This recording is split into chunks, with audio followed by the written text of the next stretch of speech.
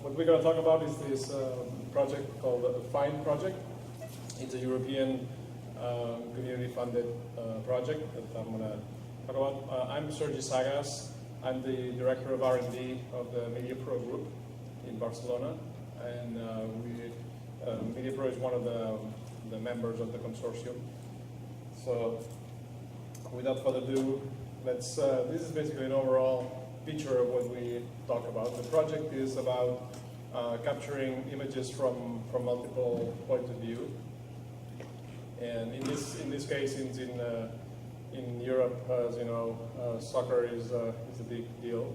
A lot of the examples, pretty much all of the things that you're going to see today, all the examples and the images we use are from soccer games. But the technology can be applied to pretty much any other sport or any other event, not just soccer. So you'll see a little bit the process that we follow. This was just to kind of you see a big picture. You'll understand more of this nice picture in the later slides. So basically, this is the consortium. This is the partners. We have Mediapro, is a large corporation in Barcelona, as I said. We have an R&D department there for the last six years. We've been developing technologies mostly in visual media. EBS is a Belgian company that is the leader in broadcast, one of the leaders in broadcast, worldwide broadcasting equipment.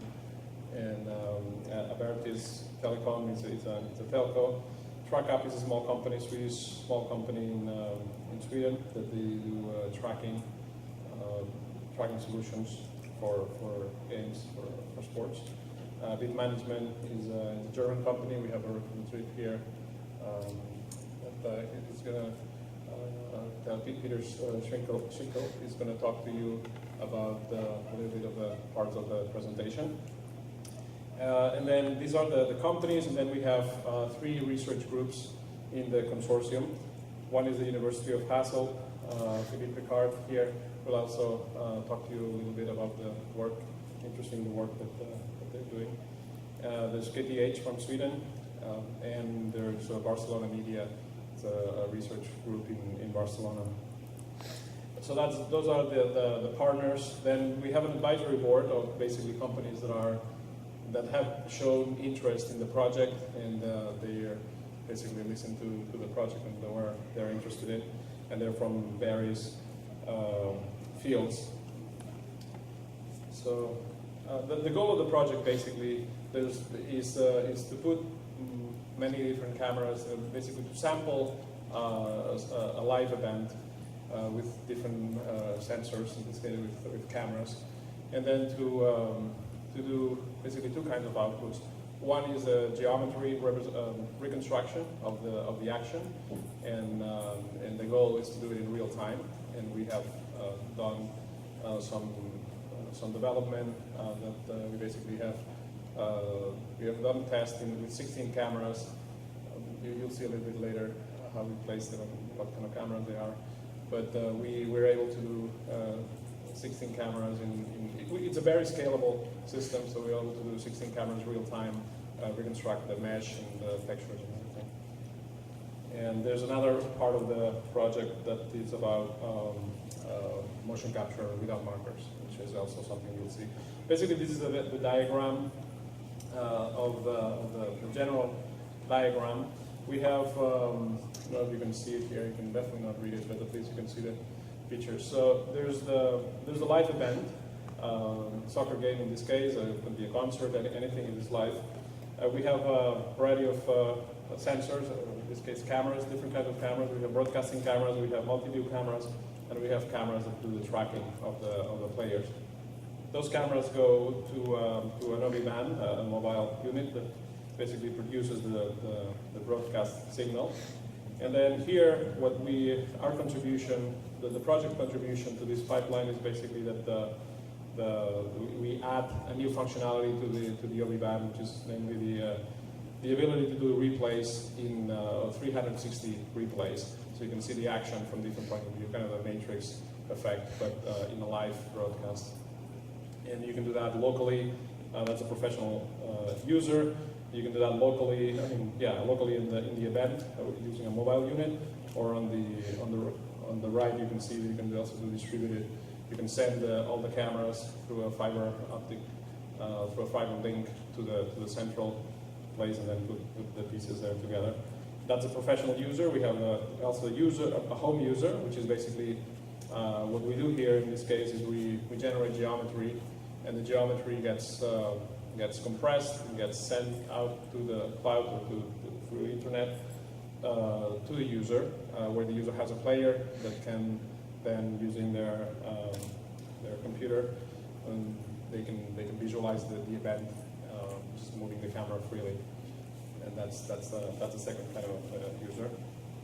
Very quickly, as the conventional, this is basically, here I wanted to show how the workflow, the industry workflow changes. Basically, and very, very quickly, without need for you to read this. In the conventional industry workflow, you have the broadcasting cameras, and in this case, the tracking cameras, if you're using tracking for the players. They're two complete separate tracks. And the broadcasting camera send the images to the video server, but then it gets inside the OB van, the production vehicle where the production is done. Then there's obviously coding, then the broadcast itself, and then then the exhibition where people receive the signal at home and watches the game in this case. For the tracking is a parallel track. Again, that the tracking cameras go to a tracking system. This tracking system generates either a small an application, for instance, that can be viewed online to see where the positions of each player is, and then that's basically two separate tracks. What we propose is an integrated approach where we have a 3D video server, which is basically the main core of the system.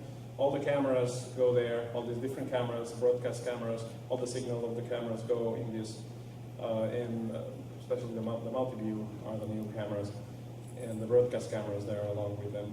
And from there, the tracking is then integrated, so you'll see how we use the tracking to basically make the process a lot more efficient, because we have the position of the players. We can have the algorithm go a lot more efficient, so we don't have to search for the whole space in the multi-view setting.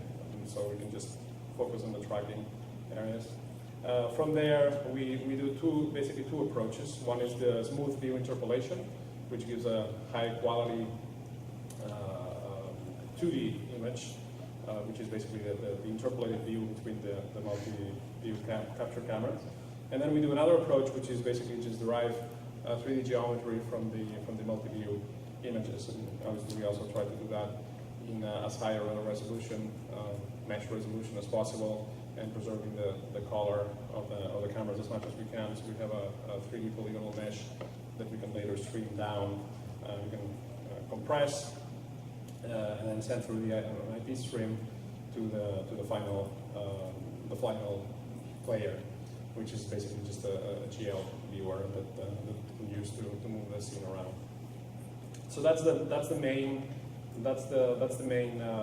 contribution to the workflow. Now we'll go. There you go. Now I'll with this basic workflow. Philippe is going to show you some of the videos. Actually, maybe I'll show one video first.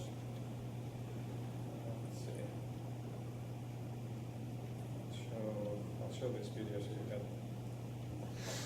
and I'll talk to it, and then Philippe will take.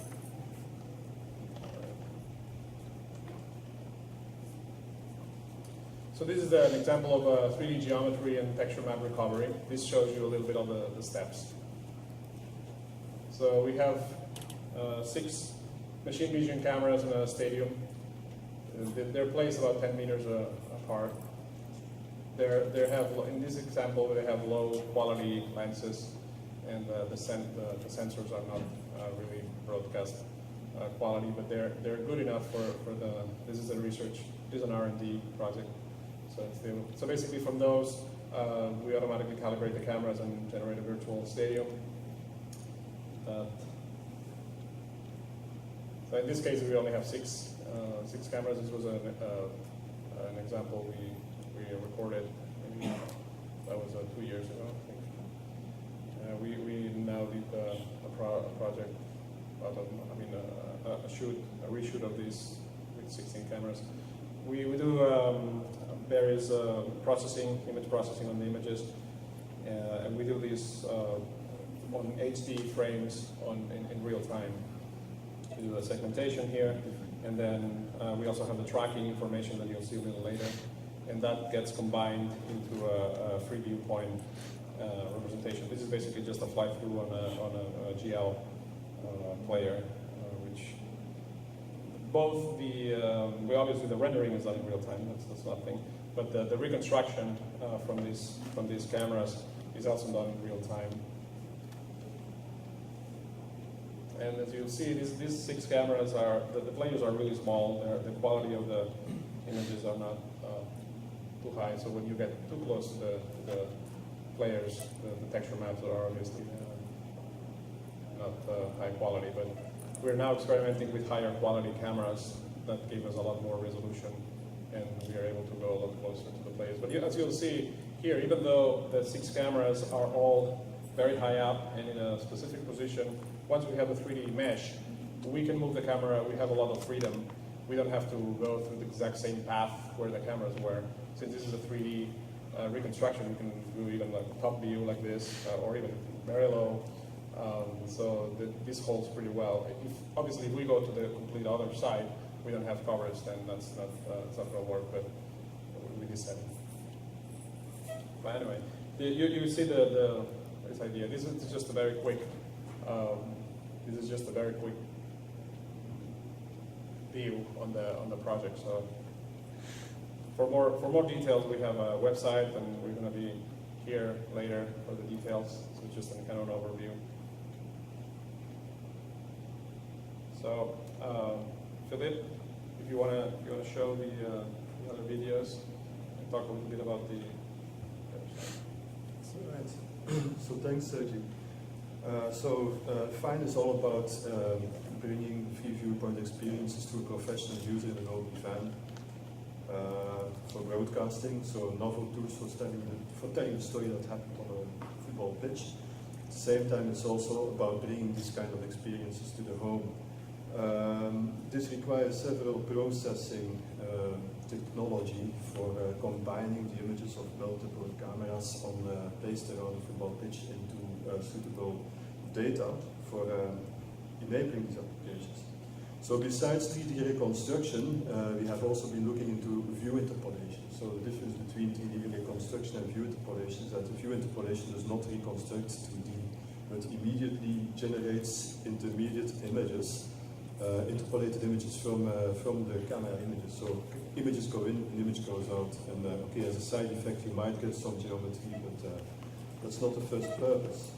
So one of the advantages of such a technology is that it is more easy to preserve the full realism of the footage that we have. So that's why we investigate. So we are investigating several technologies with the same applications in mind. So what I'm showing you here is our results that are obtained in real time. So there's one compute server that takes in a number of full HD camera images, and using GPU processing, of course, interpolated images are generated. So like this, you can make virtual real cameras and more than that. So there's a lot of results to be shown from the projects. Unfortunately, we have to restrict ourselves to just a few demos, but feel free to contact us via projectfind.me, our website. There you find all our contact information.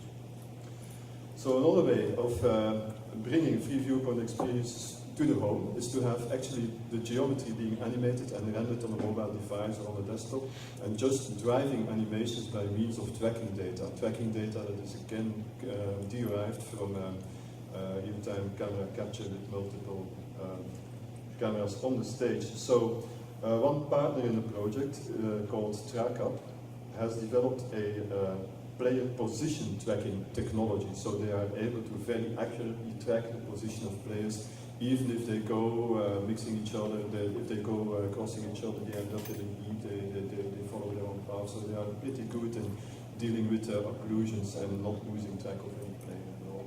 So, in fact, they claim they have some of the very best tracking systems with regards to false positives, with regards to losing players.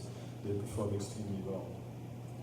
So they give us the pose of players. So another project partner, KTH in Stockholm, has been focusing on tracking the poses of players. So not the position, but the poses. So they are able to, they developed algorithms to compute skeleton models for players, again, with the potential of running in real time. So the skeleton data, of course, is much more compact than a video or geometric model, so that's typically going to be used to be sent over the network. What we send over the network is these tracking data, these poses, animated poses, which can then be used on the client side to drive computer animation techniques, which is Peter Schickel will be explaining more about that in a few minutes. So this is about poses.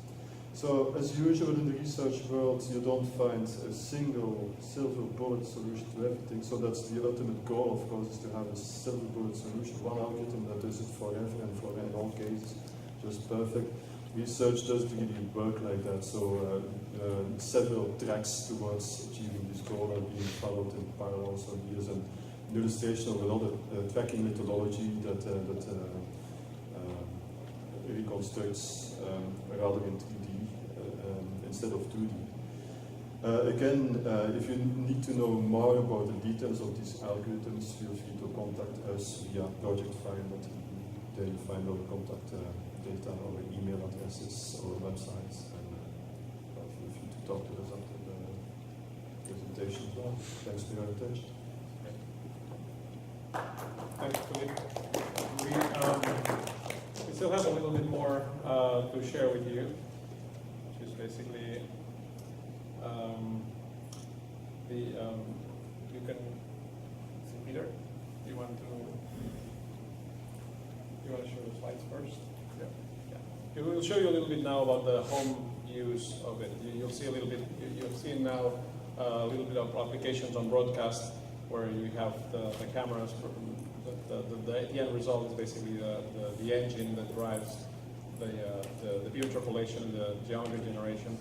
Once we have the geometry generation, in this case, Peter will take over.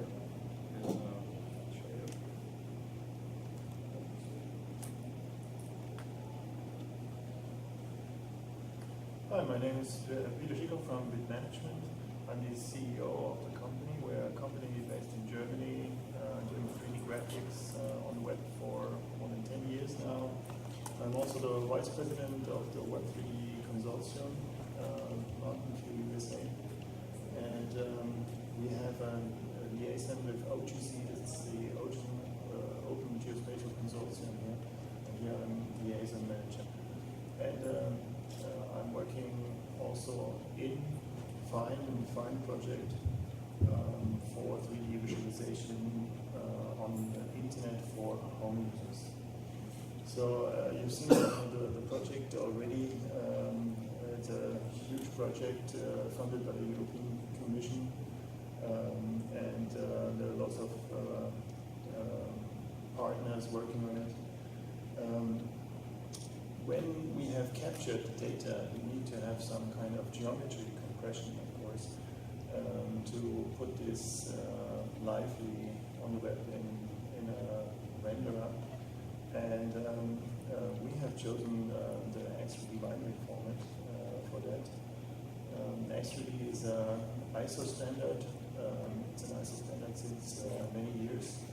And the X3D binary format is relatively new. So you can find out more at web3d.org. This is the consortium, the Web3D consortium that gives out these standards.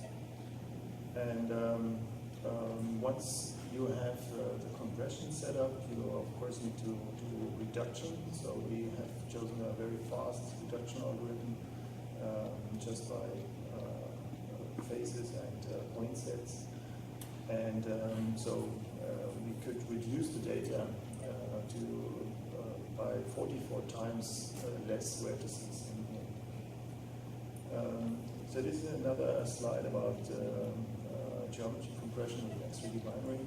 It's not so much that you need to download it on the internet, so it must be small, but you also need to parse it, and so the parsing speed is also important.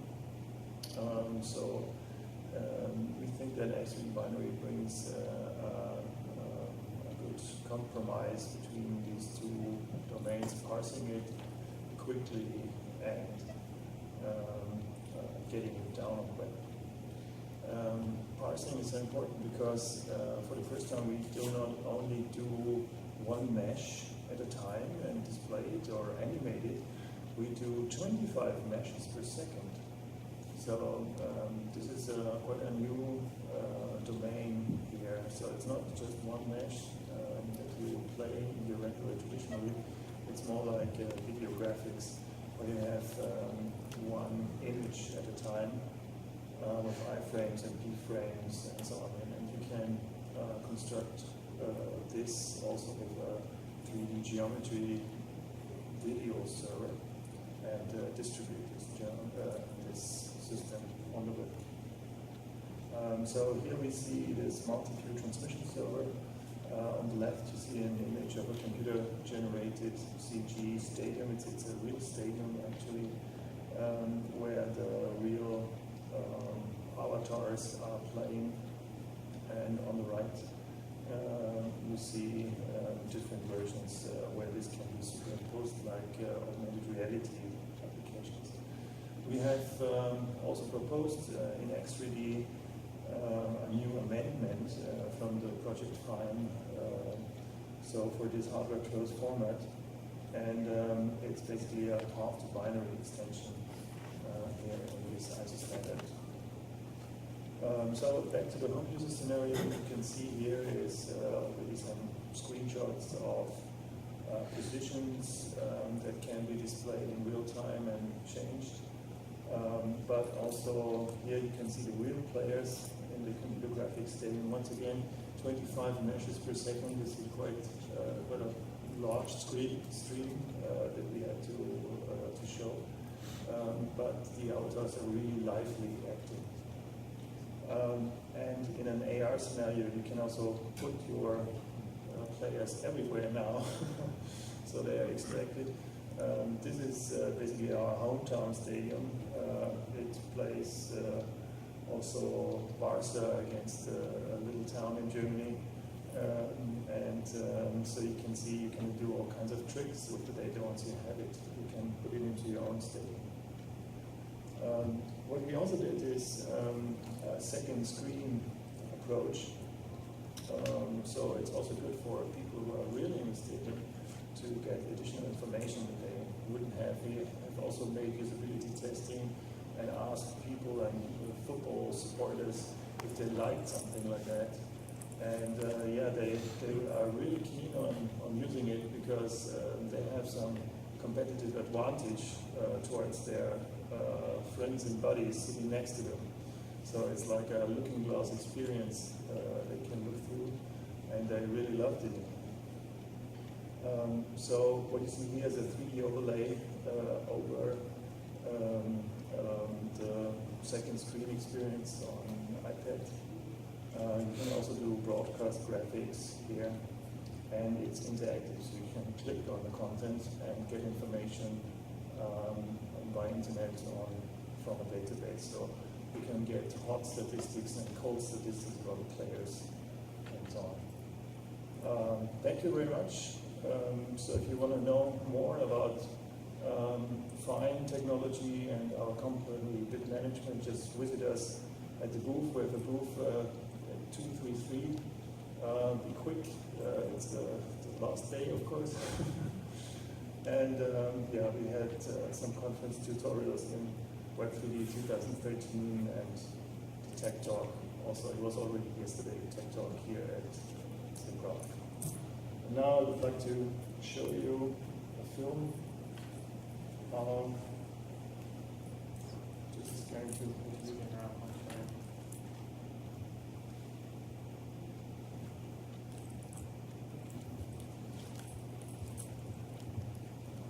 So you see, with live in action, you can move your device in front of you, click on the objects and the players, and you get some broadcasts, great graphics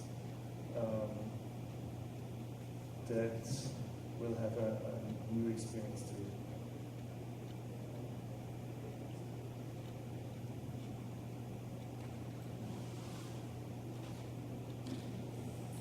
So thank you. We think that this is really changing the way we experience sports in the future.